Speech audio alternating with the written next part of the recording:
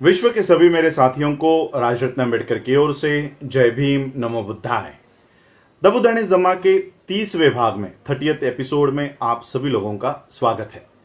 कल के भाग में हम लोगों ने देखा कि किस तरह से राजा शुद्धोधन ने राजपुरोहित और मंत्री को तथागत बुद्ध को फिर से गृहस्थ बनाने के लिए, उनको मनाने के लिए भेजा था। और फिर राजपुरोहित ने वो सारी बातें कही कि तथागत बुद्ध वो सब सुनकर ये गृहस्थ बन जाए। अपने पिता के बारे में, माता के बारे में, पत्नी के बारे में उन्होंने अलग अलग बातें कही, जो हम लोगों ने कल के एपिसोड में देखा। ये सारी बातें तथागत बुद्ध ने शांतिपूर्वक ये सारी बातें सुनी और फिर तथागत बुद्ध ने राजपुरोहित को जवाब दिया। वो जवाब क्या है, चलिए देखते हैं कि तथागत बुद्ध ने क्या वो जवाब दिया। तथागत बुद्ध ने राजपुरोहित को जवाब दिया और ये कहा कि राजा का जो दिल है ये अपने बेटे के प्रति प्यार से भरा हुआ है, और ऐसा प्यार जो तथागत बुद्ध को पता है कि वो राजा का जो दिल है उसमें तथागत बुद्ध के लिए, सिद्धार्थ के लिए कितना प्यार है, ये तथागत बुद्ध ये भली भांति वो जानते हैं। लेकिन ये सारा जानने के बावजूद भी कि उनके पिता उनसे कितना प्यार करते हैं, ये सारा जानने के बावजूद भी तथागत बुद्ध अपने पिता को छोड़कर जाने के लिए मजबूर है।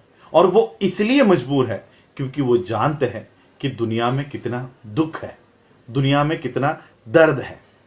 तथागत बुद्ध कहते हैं कि अगर उनके जो चाहने वाले हैं, अगर अपने चाहने वाले हमसे कभी जुदा ही अगर नहीं होते, तो ऐसा कौन सा व्यक्ति है, ऐसा कौन सा मनुष्य है जो अपने सगे संबंधियों से दूर जाना चाहेगा। एक बार ये अगर जुदाई होती है तो वो जुदाई कभी ना कभी फिर से होने ही वाली है। ये जुदाई कभी ना कभी फिर से होने वाली है। तो फिर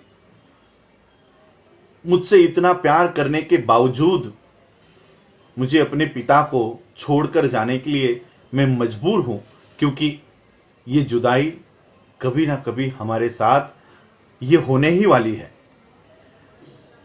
तथागत बुद्ध ने राजपुरोहित से कहा कि आपका जो कहना है, आपका जो कहना है कि मेरे वजह से राजा का दिल दुखी है, मेरे वजह से राजा दुख के समंदर में डूबे हुए हैं, तो मैं आपको कहना चाहता हूं कि हमारा जो मिलन है राजा का और हमारा जो फिर से हमारी जो मुलाकात हुई है, ये एक सुनहरे सपने जैसी है।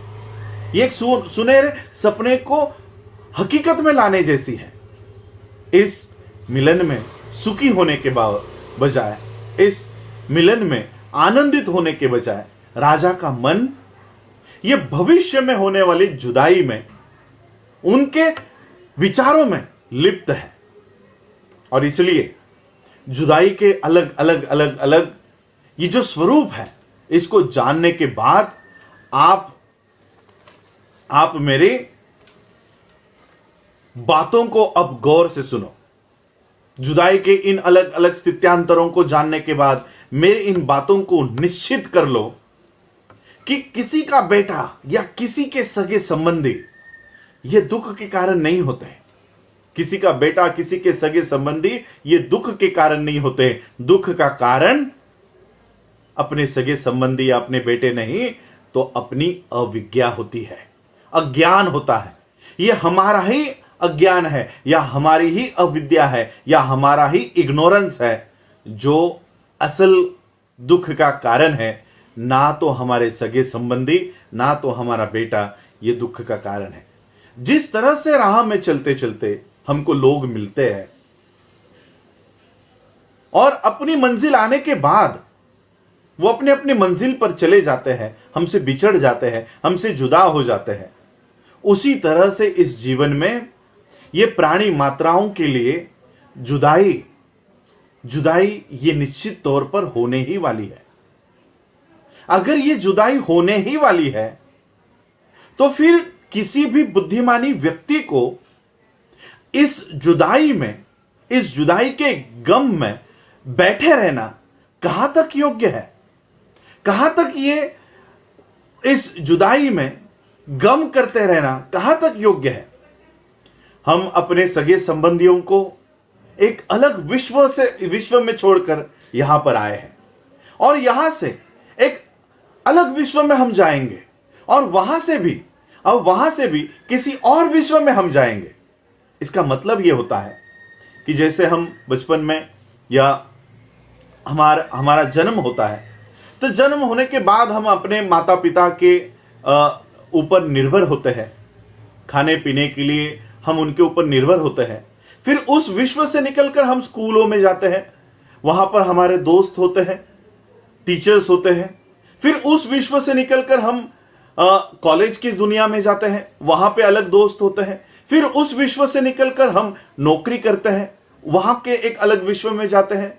तो यहीं पर बुद्ध कह रहे हैं कि हम किसी और विश्व से आए हैं और आज इस विश्व में है और यहां से इस विश्व से इस स्थिति से निकलकर किसी और स्थिति में जाएंगे और वहां से भी उठकर हम किसी और स्थिति में जाएंगे। और यही मानव जाति का नियम है और यही मानव जाति की असलियत है, यही मानव जाति का हकीकत है।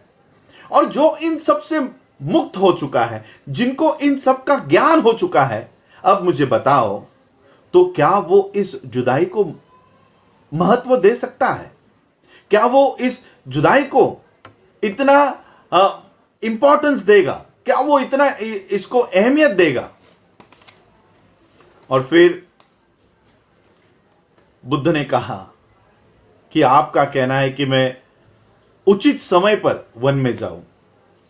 बुद्ध ने कहा कि मां के गर्भ से बाहर निकलते ही मौत, मृत्यु यह हमसे जुड़ जाती है, यह हमारा पीछा करते रहती है।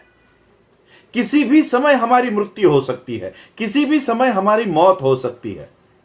तो आप मुझे बताओ कि वन में जाना, ये मेरा वन में जाना, ये असमय कैसे हो सकता है? मेरे पिता के मन में मेरे लिए प्यार है, इसलिए शायद उनको लगता है कि मेरा ये वन में जाना असमय पर है, ये गलत समय पर हुआ है। जबकि मौत हमको कभी भी आ सकती है, हमको कभी भी ये मौत आ सकती है। सांसारिक वस्तुओं को प्राप्त करने का कोई समय गलत हो सकता है, सांसारिक वस्तुओं को पाने का कोई समय गलत हो सकता है, लेकिन अच्छे कर्म करना या परमोच्च सुख को प्राप्त करने का कोई भी समय गलत नहीं हो सकता, कोई भी समय गलत नहीं हो सकता। समय सभी वस्तुओं के साथ, समय जो है ये समय सभी वस्तुओं के साथ उसका अटूट रिश्ता होता है। और ये वो समय ही है, ये वो समय ही है, ये वक्त ही है जो इस विश्व को एक अलग समय में लेकर जाता है, उसको परिवर्तित करता रहता है। आप कहते हो कि राजा आपको सारा साम्राज्य देना चाहते हैं। आपका कहना है कि राजा अपना सारा साम्राज्य मुझे देना चाहता है। यह एक महान विचार है, यह एक बहुत बड़ा विचार है और यह विचार सिर्फ एक पिता के दिल में ही आ सकता है, यह विचार सिर्फ एक पिता के मन में ही आ सकता है। लेकिन यह साम्राज्य स्वीकार करना, यह राज्य स्वीकार करना मेरे लिए ऐसा है कि मानो किसी बीमार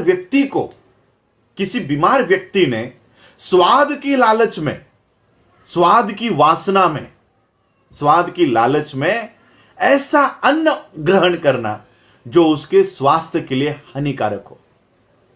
जो खाना उसको मना कर दिया गया है, सिर्फ स्वाद के लालच में आकर ऐसा खाना ग्रहण करना, ऐसा खाना खाना, ये साम्राज्य स्वीकार करने जैसा है। जिस राज्य अधिकार की आप बात करते हो, जिस राज्य अधिकार में मोह है, माया है, तकलीफ है, थकावट है और तो और अपनी सेवा के लिए किसी और के हक और अधिकारों का जिसमें हनन होता है, ऐसे राज्य अधिकार को कोई बुद्धिमानी व्यक्ति कैसे स्वीकार कर सकता है? कोई बुद्धिमानी व्यक्ति कैसे स्वीकार कर सकता है? ये सोने के जो महल है, ये जो महल सोने का है, ये मुझे ऐसा लगता है कि मानो इसमें आग लगी है। ये जो पंच पकवान है, स्वादिष्ट स्वादिष्ट खाने हैं, खाना है, मिष्टान्न है, मिठाई है, अच्छे अच्छे खाने हैं, ये मुझे ऐसा लगता है जैसे किसी ने इसमें जहर मिला दिया हो। ये जो कमल पुष्पों से लदे हुए जो शैया है, ये मुझे ऐसी प्रतीत होती है मानो इस पे मगरमच्छों ने कब्जा किया है। तो आप मुझे बताओ कि किस तरह से आपने रखा हुआ प्रस्ताव मैं कबूल कर सकता हूं। बुद्ध की ये सारी बातें राजपुरोहित ने सुनी, मंत्री ने सुनी, और बुद्ध की इस बातों के ऊपर मंत्री ने क्या जवाब दिया, यह हम जानते हैं अगले एपिसोड में। आज आप लोगों ने मुझे सुना, उसके लिए आभार, धन्यवाद। जय भीम, जय भारत, जय बुद्ध।